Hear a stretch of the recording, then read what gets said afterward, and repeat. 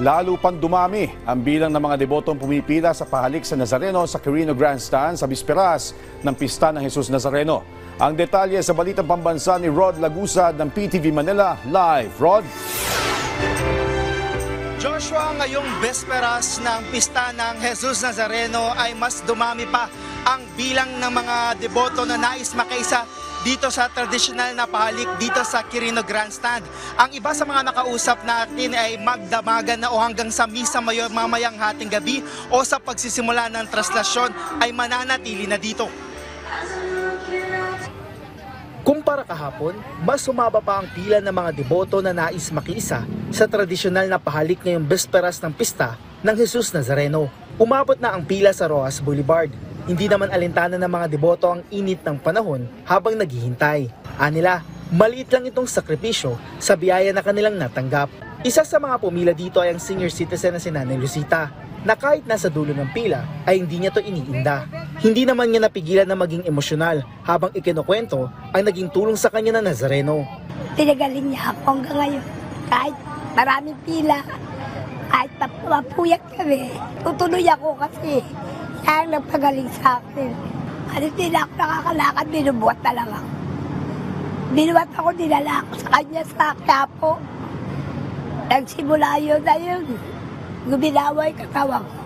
Anya, hanggang bukas na siya dito at kanyang hihintay na makabalik ang imahe sa Quiapo Church. Emosyonal din na magtiyang Marieta at Cristina na isang buntis matapos makalapit sa imahe ng Jesus Nazareno. Alas 7 pa anya ng umaga sila nagsimulang pumila at alas 3 ng hapon natapos. First time namin pumilang ganito. Medyo po mahirap pero tiniis. Magaan po, pakiramdam po. Parang nawala po yung naramdaman ko yung ubo po. Iubo kasi po, pangako po sa Panginoon nga pupunta po kami dito para maglagay po kami nito po. Ilan lang sila sa libu-libong deboto na pumila sa pahalik na may kanya-kanyang kwento, panalangin na tupad, may panata o may pasasalamat. Samantala, magpapatupad naman ng mahigpit na seguridad ang Philippine National Police para matiyak ang kaligtasan ng milyong-milyong deboto na makikisa sa traslasyon bukas. Ayon sa DILG, aabot sa mahigit 12,000 pulis ang kanilang ipakakalat para magbantay sa pista ng Poong Jesus Nazareno.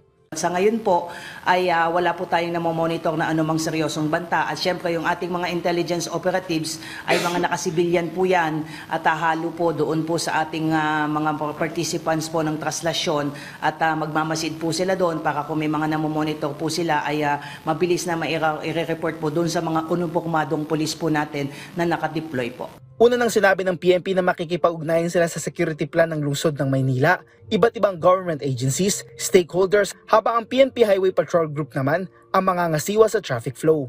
Habang nakatutok naman sa posibleng physical at digital threats ang PNP Intelligence Group at Anti-Cybercrime Group. Yung estimate po last year nasa around 6.5 million po. So the same din po more, mga around that numbers din po yung inaasahan if not mas marami po. At yan po ang isa sa mga reason kung bakit yung ating pong 12,168 ay fluid po yan. Pwede po yan madagdagan, depende po sa makikita po natin doon po sa magpa-participate po dito po sa traslasyon. Maliban po dito sa mga projected deployment, meron din po tayong mga reserve force na po readily deployable if there is a need to increase yung ating pong deployment. Bukod dito, mahigit 100 na firefighters at isang team ng anti-chemical, biological, radiological at nuclear threats ang ide-deploy ng BFP. Sa bahagi naman ng DOH, magtatalaga sila ng medical teams at mga health stations sa mga pangunahing lugar sa ruta ng traslasyon, kabilang dito ang Quirino Grandstand, Rizal Park, Ayala Bridge, Picasal at Quinta Market. Habang magtatalaga din ng mahigit 200 tauhan ng DOH mula sa Health Emergency Response Team ng 20 ospital sa Metro Manila.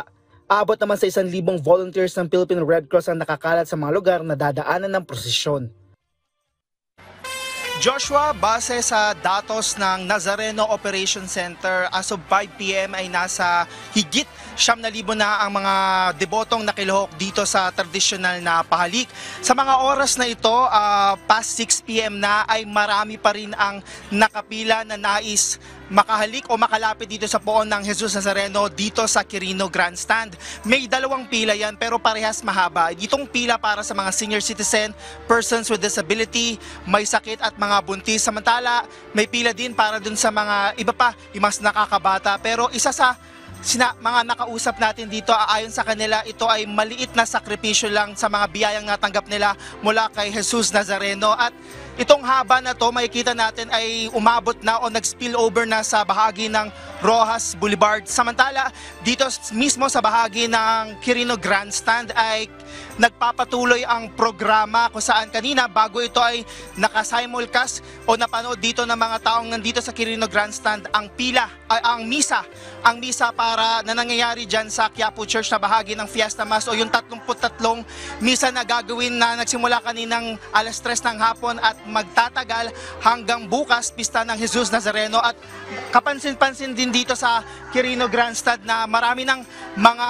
deboto ang nag-camping, may mga dalang tent, may mga sapin na parang magpipiknik dahil aron sa kanila, hihintay na nila yung Misa Mayor na mangyayari mamayang hating gabi na pamumunuan ni Manila Archbishop Jose Advincola Jr. na hudyat na ng pagsisimula ng pista ng Jesus na Nazareno.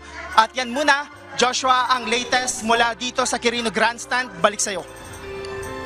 Maraming salamat, Rod Lagusa ng PTV Manila.